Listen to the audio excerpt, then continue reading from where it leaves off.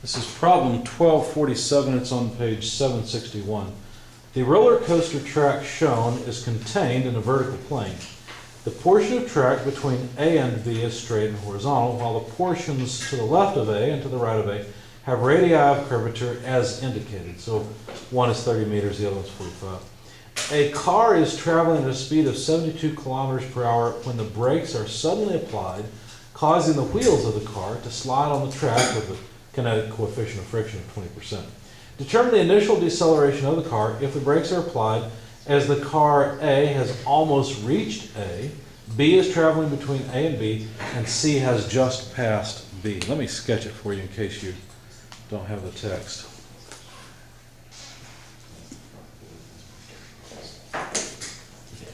Why do we use rho for radius instead of r?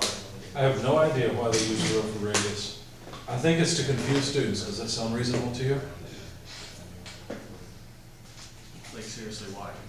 I don't know. I really don't know.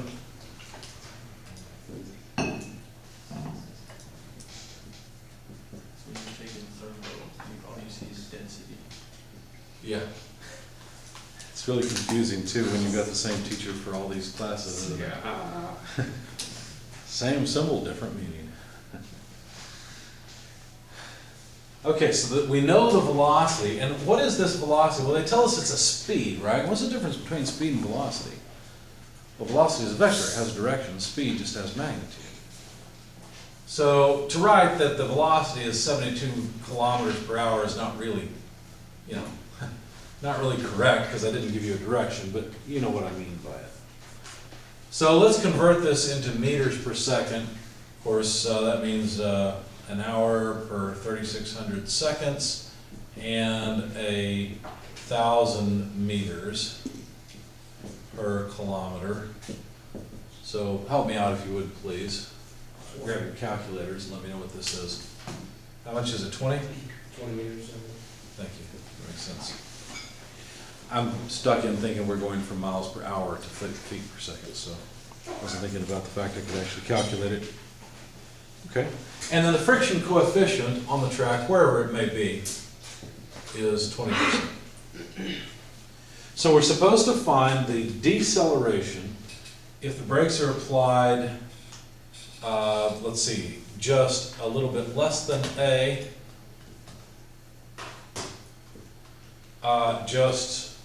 well, between A and B, and let's see, after it has just passed B, so a little bit greater. In other words, when the car is moving on the circle but it's pretty much horizontal, or when the car is moving on a circle but it's pretty much horizontal, or when it's strictly horizontal between A and B. Does that make sense? That's really what we're looking at here. Okay. So it's the initial deceleration that we want to find. Do you think it'll be the same everywhere or different? What do you think?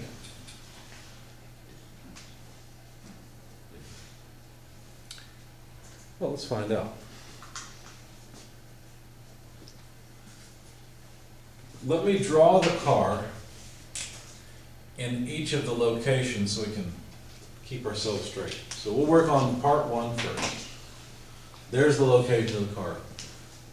What do we need? Well, a free body diagram and a kinetic diagram I think would be useful. Let me set up a XY coordinate system. Now, I may need another coordinate system as well, but let's start with XY. And let's consider what forces act on the car. Well, we've just applied the brakes, so a friction force. How is the friction force generated? Well, we apply the brakes, and because there's a normal force, it's not the weight that causes the friction, it's the normal force that causes the friction. You probably know this. Anybody ever driven over a country road? And you know how country roads are, they go like this. And so if you go pretty fast, you can kind of go flying off the edge just a little bit, right? What happens if your wheels leave the ground? Well, there's no normal force. How much friction can you have when your wheels leave the ground? None. That's what makes it kind of fun, right? The other thing is that actually people say, well, I feel my stomach coming up. Well, actually what's happening is you've lost the normal force from the seat that you're sitting on and you're in free fall. That's what's actually happening. But anyway, So there is still weight acting on the car. But I think that's it, right? In fact, it really doesn't matter which position we take, less than A, between A, B, or greater than B, we will always end up with a free body diagram that looks like this. There'll be some normal force, some friction force, because if there's no normal force, there's not going to be any friction force. And, of course, the weight is always present and acting. What about the kinetic diagram? Well, the kinetic diagram similarly looks like there's really no difference between the various situations. At least that's what it appears, because if the car is moving along, it has some mass times acceleration in the vertical and horizontal direction, well, I mean, unless the acceleration is different, the forces won't be any different, because forces, sum of forces equals mass times acceleration. But are the accelerations different? Let's think about that for a second. If the car in case 1 is moving on a circular path, then doesn't that car have some normal acceleration?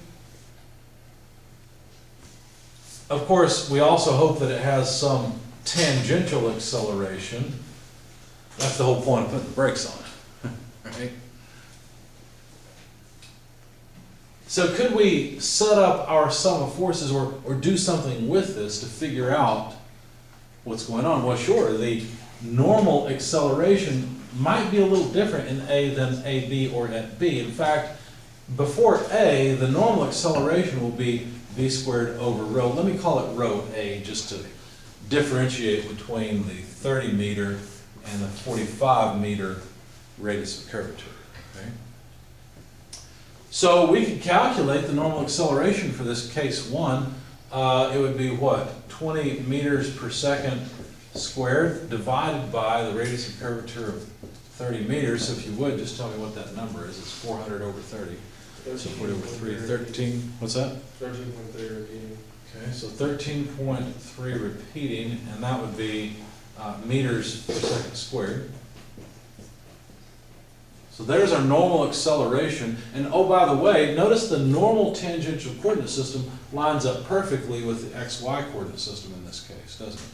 They're just right on top of each other. So the normal acceleration then is also the y direction acceleration. They're just the same direction. Okay? And of course the tangential acceleration will be equal to the x direction acceleration as well, but we'll find that out as we go, I suppose. Anyway, if we sum forces then in the vertical direction, what will we get? Well, we won't get 0, we'll get the mass times acceleration in the vertical direction.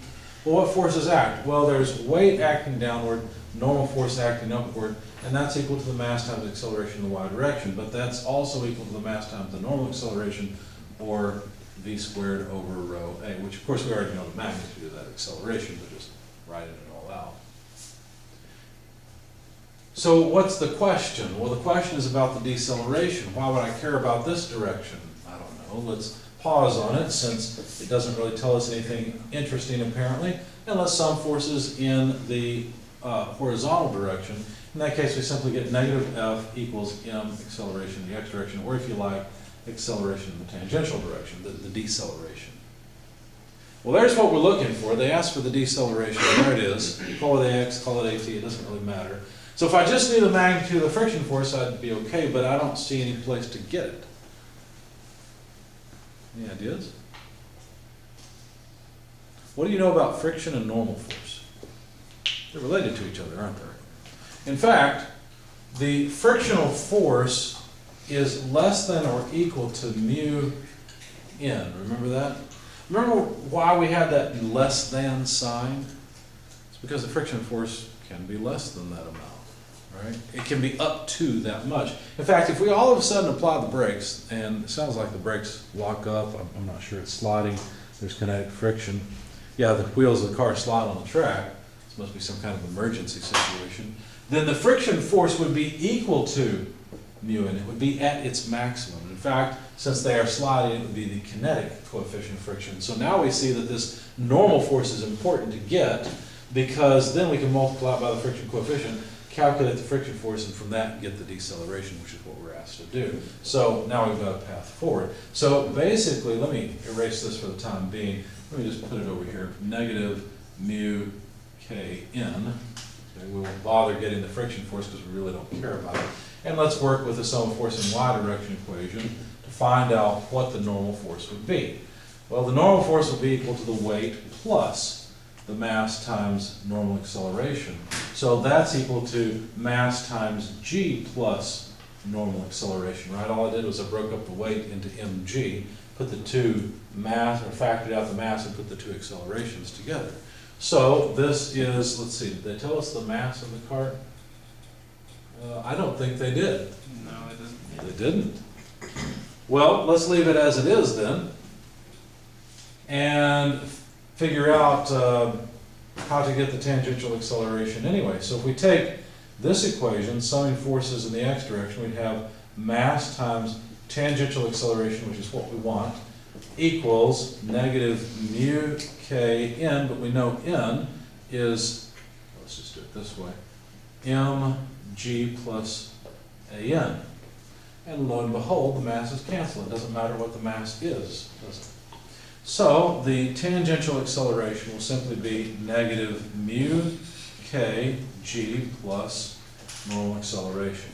I want to note that. I want to make a note that over here, the tangential acceleration is negative mu k g plus normal acceleration. You'll see why I want to note that here in a second. So I think we've got everything we need. Let's get a magnitude so we can have an answer, not just a bunch of symbols. So 20% of 9.81 meters per second squared plus the normal acceleration, 13.3 repeating meters per second squared. If you don't mind to calculate that for me, I would appreciate it. Looks like that's about what? Negative 4.63. Negative 4.63. So let's make a note of it. Negative 4.63 meters per second squared. So there's, actually, you know what? I should have just put it down there.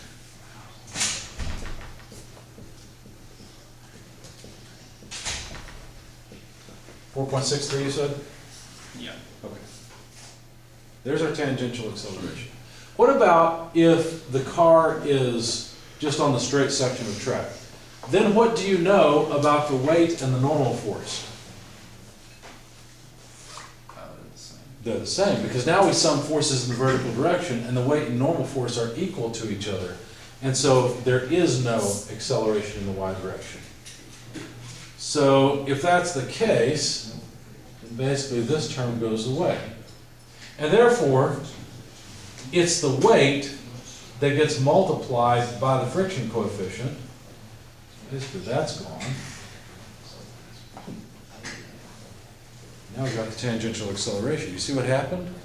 All that happened was we no longer have a normal acceleration. And so let me go a little bit slower because I see confused looks.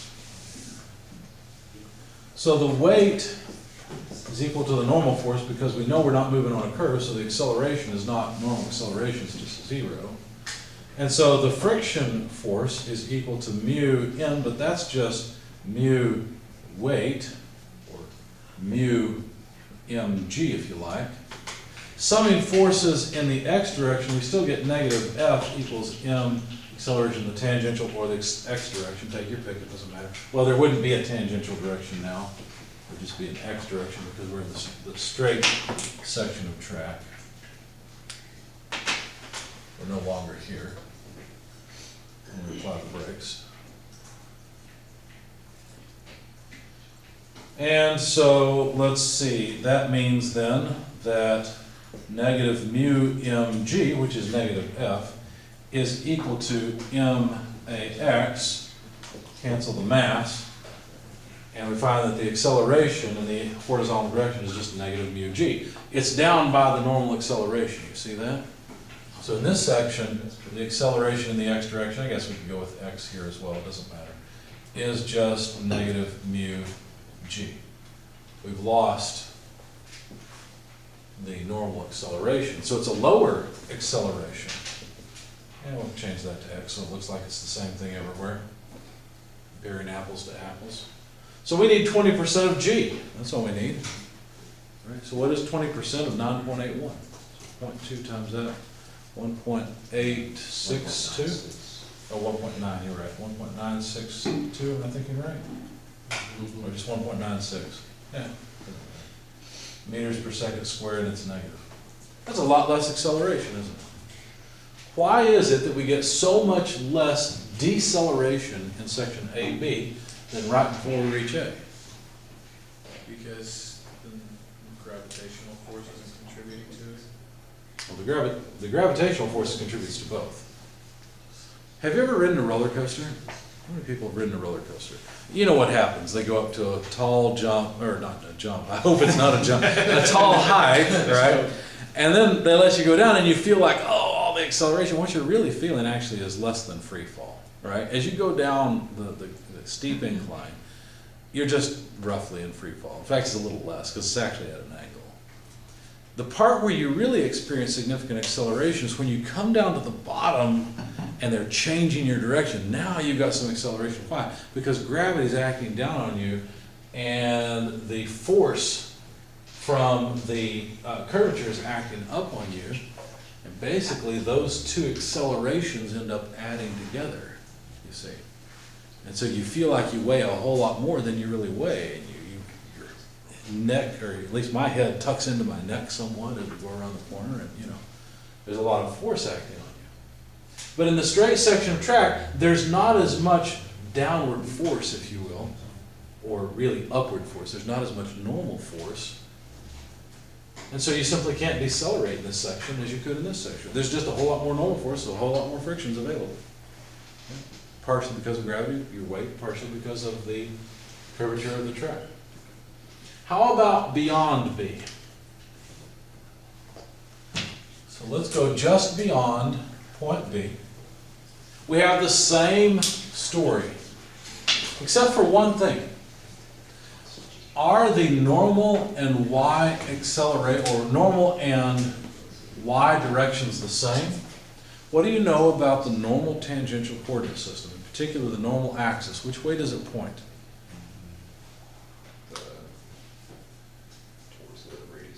Towards the inside of the curve.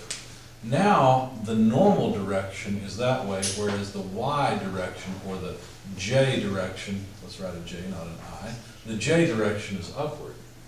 So our kinetic diagram might need to be modified if we want to talk about the normal system like this, right? So now when we sum forces, let's just do it all again. When we sum forces in the vertical direction, what do we get? Well, let's see. Same story. Normal force minus weight, that's it, equals mass times acceleration in the y direction. But that is equal to negative of mass times acceleration in the normal direction, isn't it? Because those coordinates have opposite directions. And so we could write this as negative mass v squared over rho b, because of course now we're in case B, where we're just beyond point B. Car's moving around a circle of constant radius. Looks like if they keep moving, things are going to get really interesting really quick, huh? They'll come off the track, hope they're held on somehow. Anyway, so we know that what we really want out of this is the normal force, so we'll have the weight minus mv squared over rho b. If you consider that weight is nothing more than mg, then this would be m times g minus v squared over rho b. You see what's happened? The SIGN, the sign of the normal acceleration, has flipped. We had no normal acceleration here. Now we're going to have negative normal acceleration.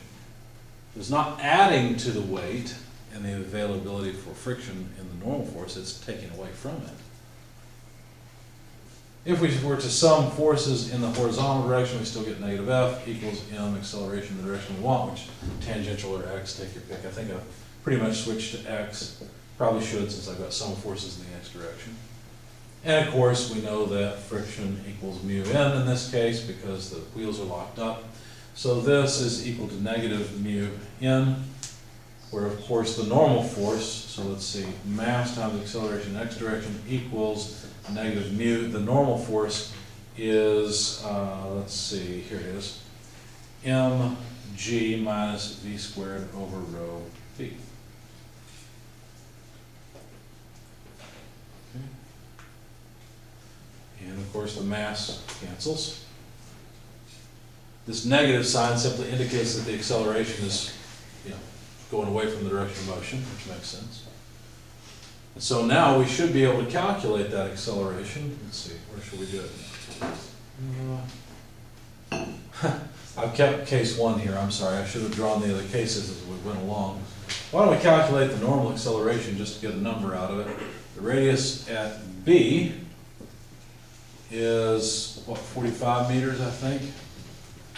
So what's our new normal acceleration, which is pointed downward now? 8.8. Thank you. 8.8 repeating meters per second squared. And so now all we have to do is say, well, then the x direction acceleration for this case is negative 20% of 9.81 meters per second squared minus 8.8 repeating meters per second squared.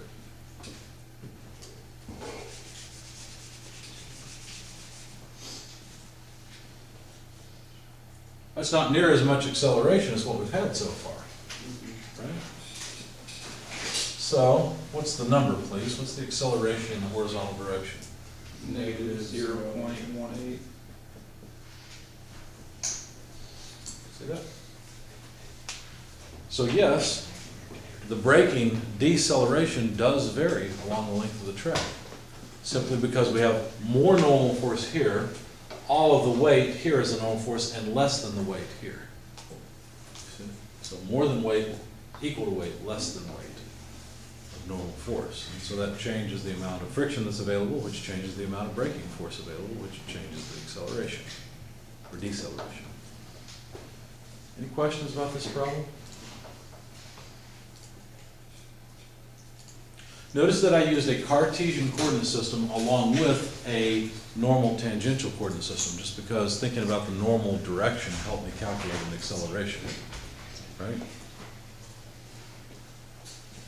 You guys doing okay? You look like you're either half asleep or hit by a truck, one of the two. I'm not sure which one it is. Yes? Yes. Half asleep and been hit by a Where truck. did you get the negative 8.8? The negative 8.8, unfortunately I erased it. That's from V squared over rho for this section, for section B, or after B. Good question. Anything else? I must have done my math wrong, but for that acceleration after B was negative 3.73. It would be 400 squared divided by 45. Yeah. So 400 divided by 45 is going to be on the order of 10, so a little bit less than 10 makes sense to me. You did it right, you just didn't subtract. Good questions. Anything else?